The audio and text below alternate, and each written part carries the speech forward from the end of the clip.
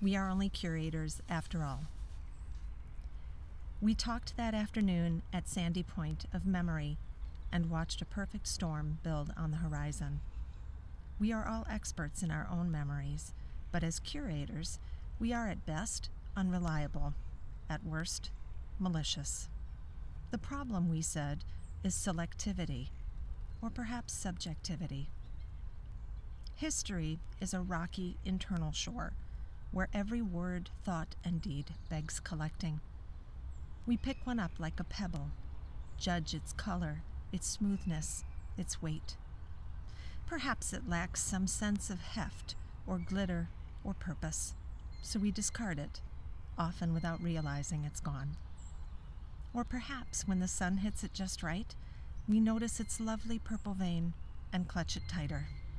We thumb its smooth side and ignore the stippled roughness on the other. This one, we decide, we will keep.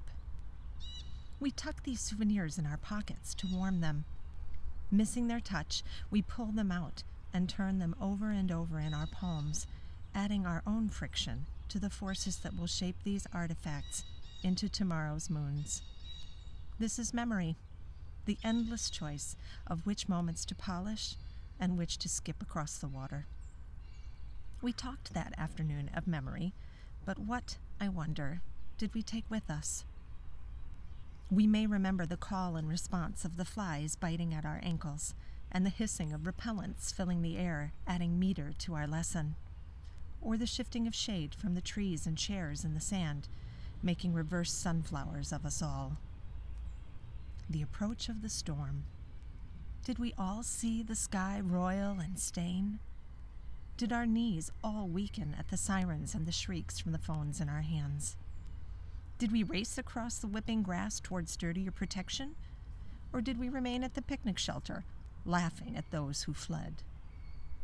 Do we all remember the squealing of children at the pavilion and the jigging of their counselors, their efforts to entertain and distract their charges, both comforting and irritating?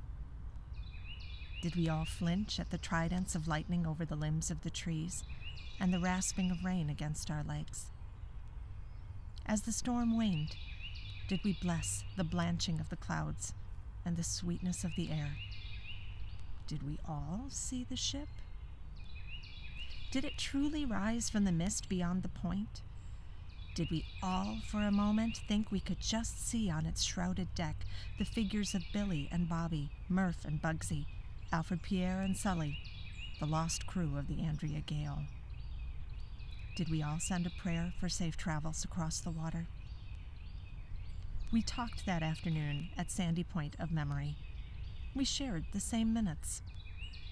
In the years to come, we will choose what to cherish or to discard, what we will polish and what will endure. There were flies, there was a storm, there was a ship, and there was the sea.